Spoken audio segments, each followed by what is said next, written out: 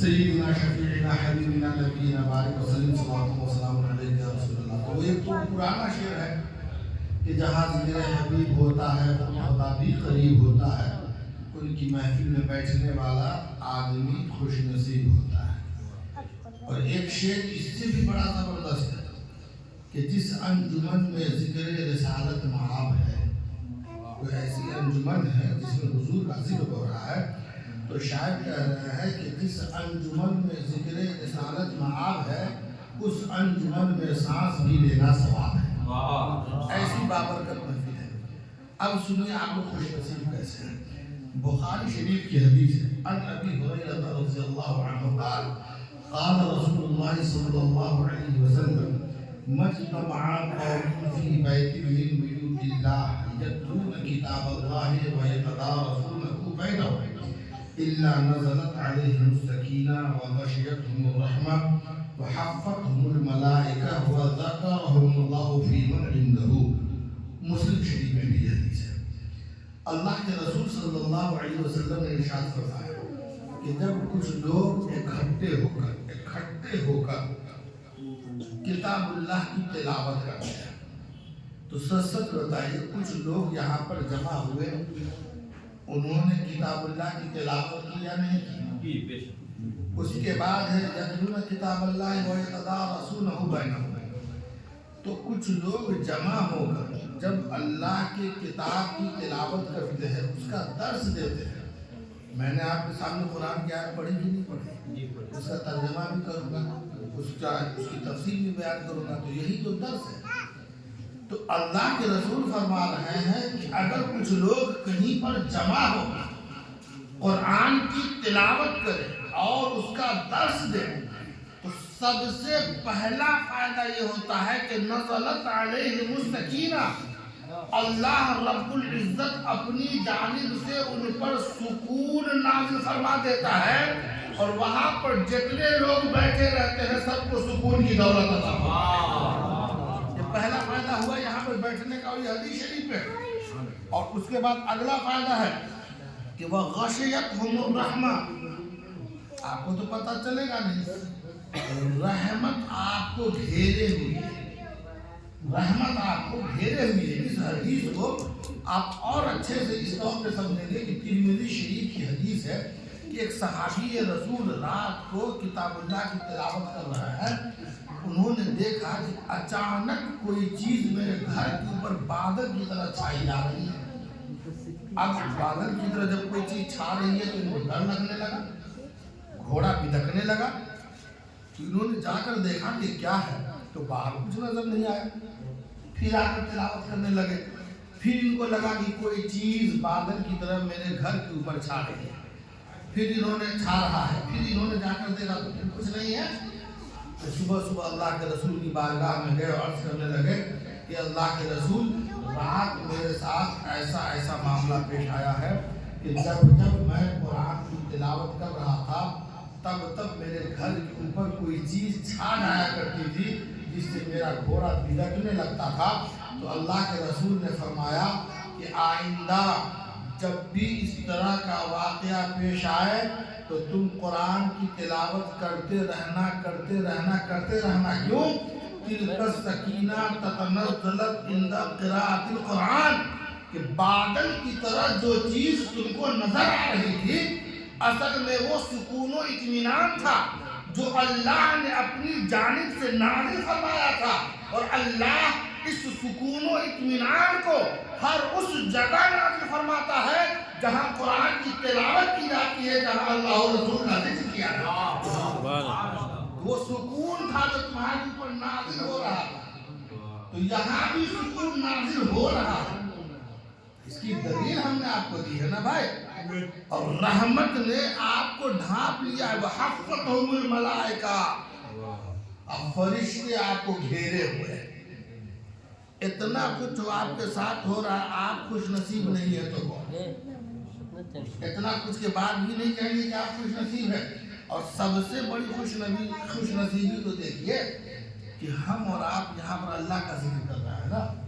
کچھ فرشتے ہیں جو مقربین بارگاہ الہی ہیں. ارے کچھ فرشتے ہوا چلا رہے ہیں، کچھ فرشتے پانی برسا رہے ہیں، کچھ فرشتے روح نکال رہے ہیں، سب فرشتوں کا الگ الگ کام ہے نا۔ مقربین بارگاہ الہی ہے، ان کا کام ہی یہی ہے کہ وہ رب کے حضور سجدہ ریز ہے۔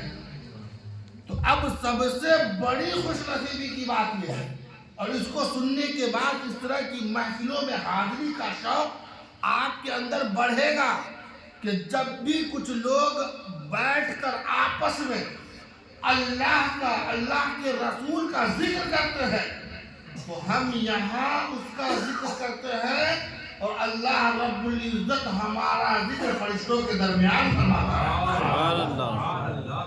کہتا ہے کہ دیکھو نا میرا بندہ چاہتا تو چلا جاتا کہیں اور، چاہتا تو کسی اور کام میں مشغول ہو جاتا، چاہتا تو دکان ہی کھول لیتا، چاہتا تو گھر ہی میں پڑا رہتا، لیکن یہ سب کچھ قربان کر کے جب اس کو کہا گیا کہ آئیے گا، قرآن خانی ہے، آئیے گا، 1 گھنٹے کی محفل ہے، تو اب یہاں پہ آپ اللہ کا ذکر کر رہے ہیں اور اللہ آپ کا ذکر فرشتوں میں کر رہا ہے، اس سے بڑی خوش نصیبی کیا ہوگی؟ اسی لیے تو شاعر نے یہ شعر کہا ہے کہ جہاں ذکر حبیب ہوتا ہے خود خدا بھی قریب ہوتا ہے، ان کی محفل میں بیٹھنے والا آدمی خوش نصیب ہوتا ہے۔ ہم چونکہ تقریر تو میں بہت لمبی لمبی کرتا ہوں اور بہت لمبی لمبی کرنی بھی چاہیے کبھی کبھار، لیکن آج جو میں نے ایک آیت پڑھی ہے نا، ادھر ہی رہوں گا تو ادھر ہی رہوں گا۔ آیت کی روشنی میں 1-2 بات، پہلے 1-2 حدیث سناؤں گا آپ کو، اس کے بعد بہت مختصر سے 2-3 باتیں میں عرض کروں گا اس نیت کے ساتھ کہ آپ اپنی زندگی میں اس کو اپلائیں۔ میں تو تقریر کا جوہر دکھانے تو یہاں آیا نہیں، یہاں باضابطہ دعوت دی گئی ہے، گاڑی بھیجی گئی ہے، نذرانہ متعین ہے، یہ تو ہمارا اپنا گھر ہے نا، آپ بھی اپنے گاؤں گھر میں، ہم بھی اپنے گاؤں گھر میں، تو اب آپ سے جو باتیں ہو رہی ہیں وہ مکمل اسی نیت سے اور اسی وجہ سے ہو رہی ہے کہ آپ سن کر واہ واہ نہ کریں، وہ آپ بہت اچھی تقریر کرتے ہیں تو وہ تو میں کرتا ہوں، لیکن آپ سن کر جو ٹال دیتے ہیں تو آپ کیا کرتے ہیں یہ بتائیں۔ یہ سنانا اسی نیت سے ہے کہ عملی طور پر آپ کی زندگی میں یہ بات نظر آنی چاہیے۔ تو میں نے جو آیت پڑھی ہے اس کا ترجمہ یہ ہے کہ ایمان والو اطیعوا اللہ واطیعوا الرسول، اللہ کی بھی اطاعت کرو اور اللہ کے رسول کی بھی اطاعت کرو۔ اب اگر کوئی یہ کہہ رہا ہے کہ صرف ہم اللہ کی اطاعت کریں گے تو اس کا پہلا مطلب یہ ہے کہ وہ اللہ کا نافرمان ہے، قرآن کی تعلیم پر عمل نہیں کر رہا ہے، کیونکہ اللہ نے فرمایا کہ مجھ کو بھی مانو، میرے محبوب کو بھی مانو، اور وہ کہہ رہا ہے کہ صرف ہم اللہ کو مانیں گے۔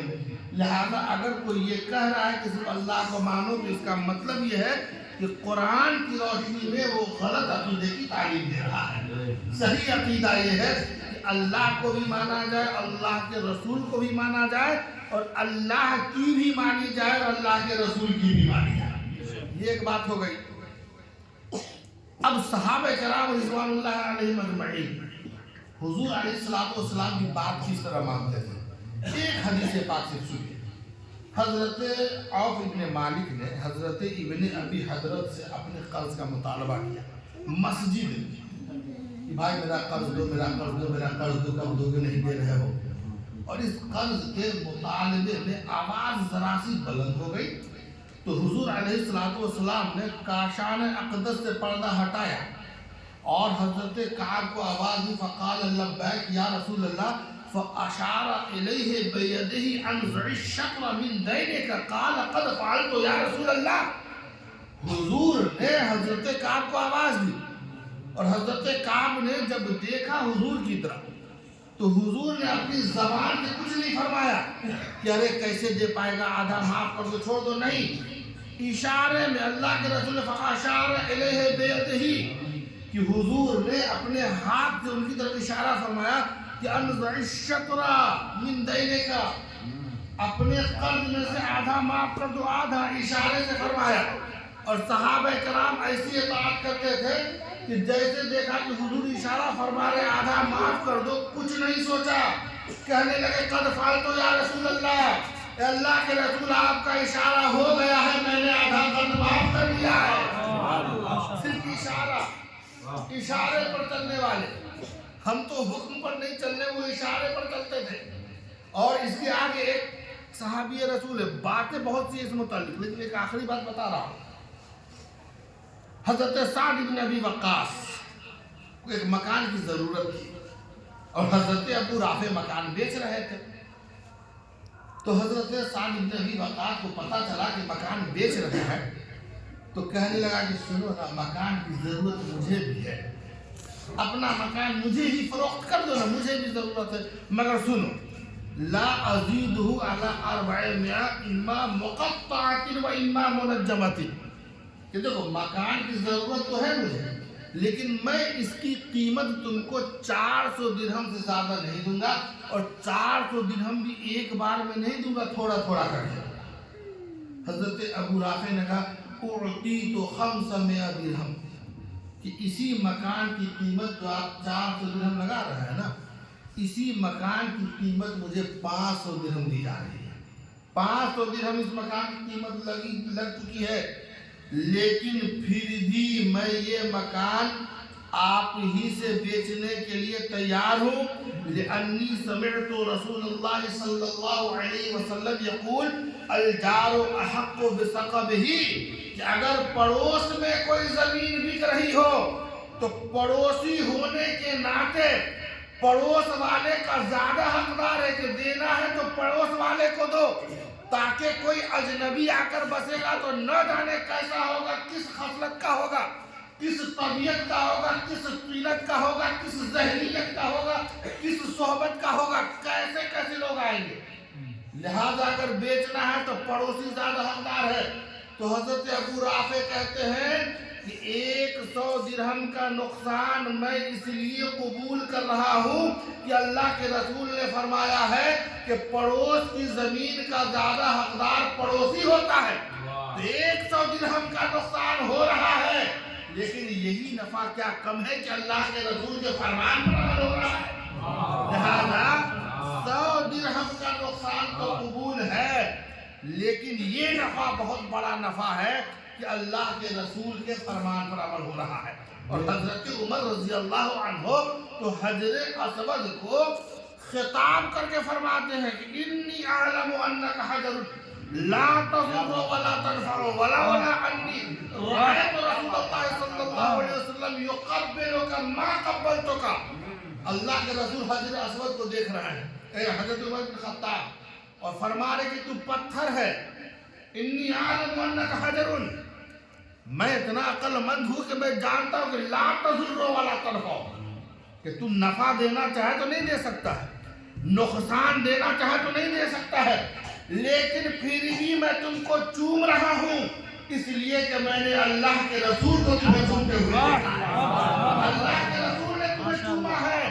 تو صحابہ اتنے عقل مند تھے، لیکن ان کا عقیدہ یہ تھا کہ عقل را قربان کن بپیش مصطفیٰ، کہ جب حضور کی بات آ گئے تو عقل کس کھیت کی مولی ہے، عقل کو پیچھے چھوڑیے، عشق پر اعمال کی بنیاد رکھ۔ اس طرح کے بہت سارے واقعات پھر کسی دن میں سناؤں گا کہ صحابہ کرام کی اطاعت کا جذبہ دیکھیے کہ وہ کس قدر حضور کی اطاعت کرتے تھے۔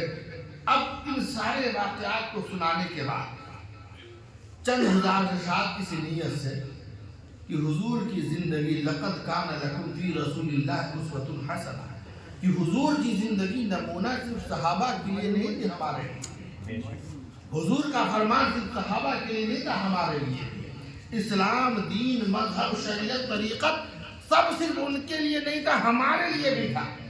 آج ہمارے اندر ایک کمی یہ ہے کہ ہم نے مذہب کو، دین کو، شریعت کو، اسلام کو، قرآن کو، حدیث کو سب کو دوسرے نمبر پر رکھا ہے، اسی لیے ہم دوسرے نمبر کے شہری ہوتے جا رہے ہیں۔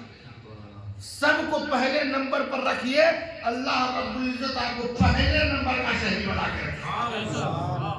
دوسرے نمبر پر آپ نے قرآن کو رکھا اور آپ پہلے نمبر پر رہیں گے، دوسرے نمبر پر آپ نے شریعت کو رکھا، آپ پہلے نمبر پر رہیں گے، اللہ اور رسول کا حکم دوسرے نمبر پر اور آپ پہلے نمبر پر، ایسا ممکن نہیں ہے۔ اور یہ ذہنیت کہ مذہب پر عمل کر کے انسان ترقی نہیں کر سکتا ہے، یہ محض باطل ہے۔ اس کے الٹا میں کہتا ہوں کہ انسان جتنا مذہب پہ عمل کرتا ہے اللہ رب العزت اس کو اتنی ترقی عطا فرماتا ہے، اور مذہب سے آپ جتنا دور ہوتے جائیں گے. ہم نے مانا کہ دنیا کی کئی سالہ زندگی ہے. اللہ کے رسول نے فرمایا ان اعمار امتی ما بین 60 و 70. کہ پرانی قومیں ہوتی تھی جن کی عمریں بہت لمبی ہوتی تھی، لیکن اللہ کے رسول نے فرمایا کہ جو میری امت ہوگی عام طور سے اس کی عمر 60 سال سے 70 سال کے درمیان ہوگی. اس 60 سالہ 70 سالہ زندگی کے بعد جو برزخی زندگی ہے کتنی طویل ہے، پھر اس کے بعد والی زندگی ہے کتنی طویل ہے.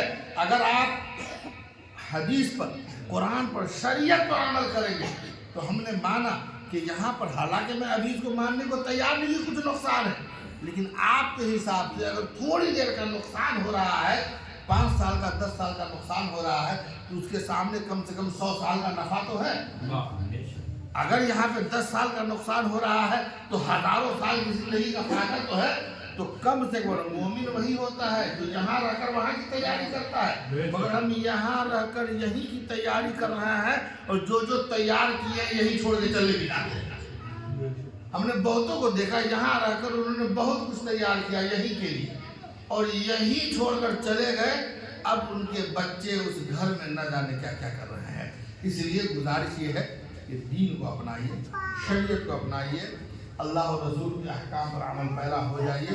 انشاءاللہ یہ جتنی پریشانیاں ہیں نا اللہ رب العزت اس کی برکت سے ان سب کو دور فرما دے گا. وآخر دعوانا الحمدللہ رب العالمین. السلام علیکم ورحمۃ اللہ وبرکاتہ.